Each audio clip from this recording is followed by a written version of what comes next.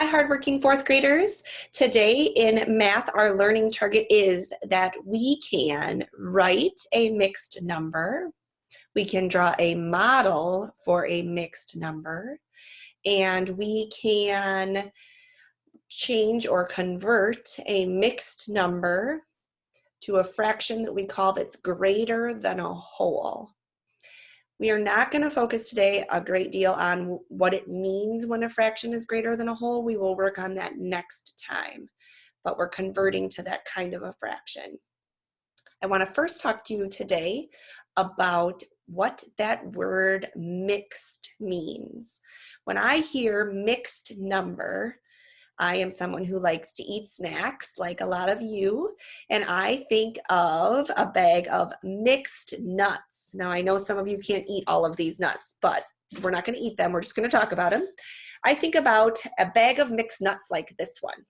Okay, a bag of mixed nuts has a variety or a mixture of nuts. There might be yummy cashews, almonds, peanuts, sometimes pistachios, walnuts. It is a mixture, meaning there is more than one kind of nut in that bag. Okay, it's a mixture. It is mixed.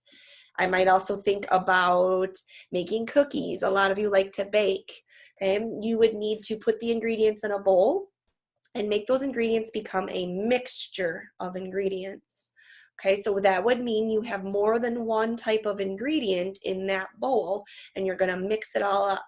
Okay, mixed number is a mixture of things. Okay, a mixed number doesn't have to do with baking, not usually, and it doesn't have to do with nuts necessarily. But that word mixture means that we are going to have that mixed number is going to have more than one type of thing in it. It's a mixture. And in fact, a mixed number, okay, is something that has a mixture, okay, of a whole number and a fraction. Okay, you know what 1/4 would look like if we drew a picture. And that 3 as a whole number tells us someone used or did or did something with 3 wholes. Okay, so our whole number, the large number is the whole, or the number of wholes that we have. And of course, that number with the fraction bar is our fraction. Okay, so large number is the number of wholes we have.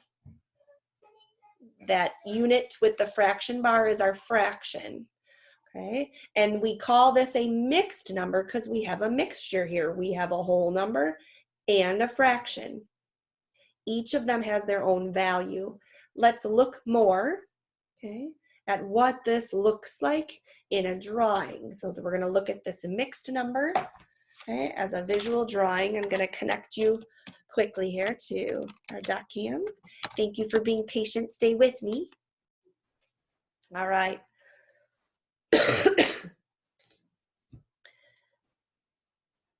If I were to draw a model, a visual representation of the mixed number 3 1/4, okay, I'm going to decide to go with candy bars because we love candy, right? And they're easy to draw with equal parts. I'm going to first draw my holes.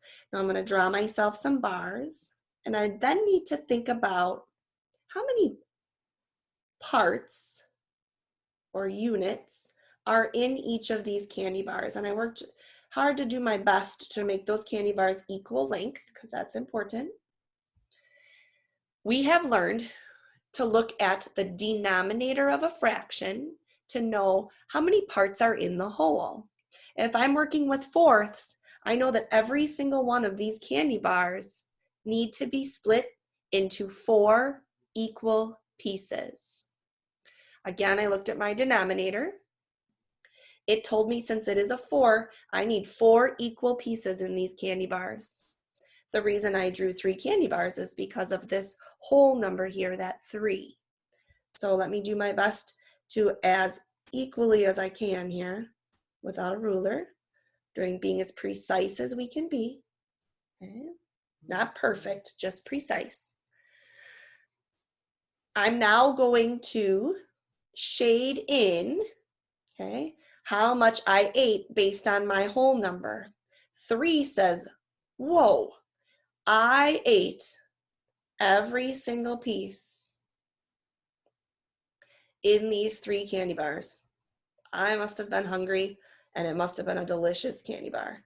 Or all 3, I should say, plural, must have been delicious candy bars. I ate all 3. Okay. Now, I wasn't even done there. I still had room for more. They were so delish. I am going to draw one more candy bar.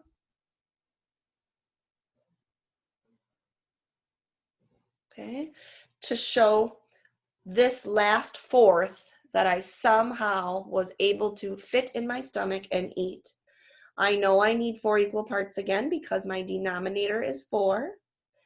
Whew, I'm getting full though. So I only ate 1 out of those 4 pieces. So I'm going to shade that in. Okay. Now, what I did is I drew a visual model to show what 3 and 1/4 would look like in picture form, or we say visually. This is a mixed number because it is a whole number and a fraction. Our next learning target is that we change this mixed number into another kind of fraction. The other kind of fraction is called greater than a whole. And again, don't worry too much more than that about that. We'll learn more about it soon. Okay, so I'm making another type of fraction. What this fraction is going to show me is how many individual unit pieces, how many fourths did I eat if I ate 3 1/4 candy bars. So how many total fourths have I eaten? Well, to do that, I'm going to first make sure that I keep that denominator the same. Just like adding and subtracting fractions, that denominator does not change ever. When we're converting a mixed number to a fraction greater than a whole, we never change that. So I wrote it down right away. Now I'm going to count up how many individual units did I eat. How many unit fractions or pieces did I eat when I ate 3 1/4 candy bars? 1/4, 2/4, 3/4, 4/4, 5/4, 6/4, 7/4, 8/4, 9/4, 10/4, 11/4, 12/4, 13/4.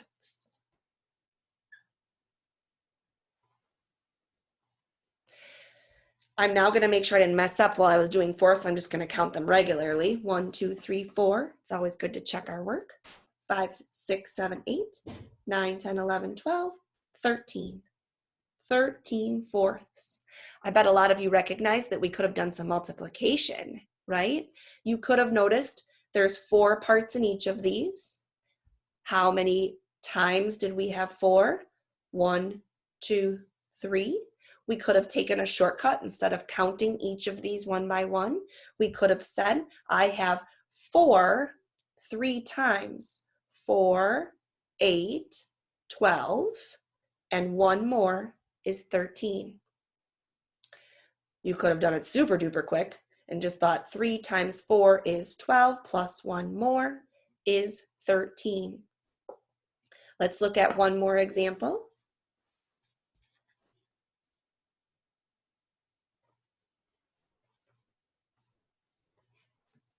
This time I'm going to draw you a model, which is a lot like what your assignment is today, and then ask you to think about what could this mixed number be. First of all, I know it's a mixed number, so I'm going to have a whole number and a fraction. It needs to be mixed, and it needs to have both. Okay, I'm going to this time stick with candy bars. Let's see if I can draw them first, and then you can help me figure out my mixed number.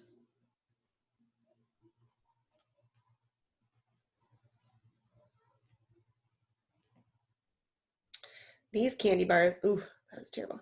These candy bars are going to be split in half. Gosh, as best as I can. Being precise, not perfect. Being as best as I can, don't stress.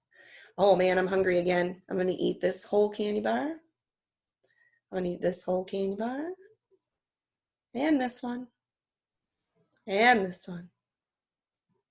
Oh, can't do this whole one. I'm full. I'm gonna eat only one piece of that last one. So my question to you as a mathematician at home, how would I write a mixed number to go with this model? Well, each of these represents a whole. So I ate one whole candy bar, two whole candy bars, three whole candy bars, four whole candy bars, and a half of another one. I can now recognize that I have, I'm going to make that real big so it's really clear that that's my whole number. 4 whole candy bars and 1/2 of another.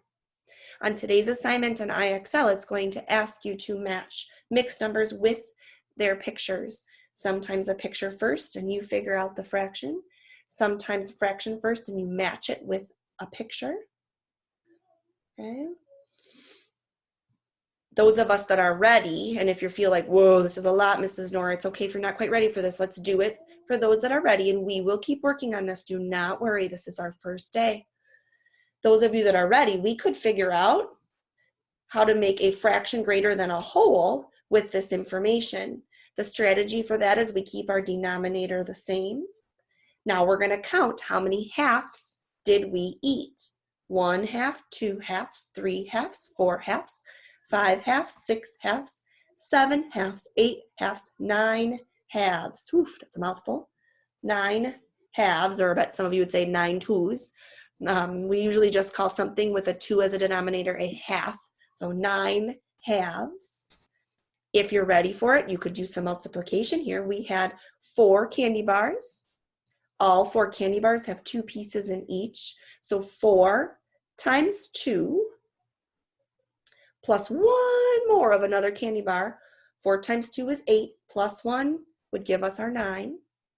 Or again, you can do 1 to 1 and just count. Okay. Thank you for being great listeners. If any part of that was confusing to you, I would encourage you to watch this video again, please. Sometimes we need to see things 2 or 3 times to feel like we understand it a bit more. It is day 1, so it's probably a day when you are going to be feeling like, I'm not too sure about this, and that is okay.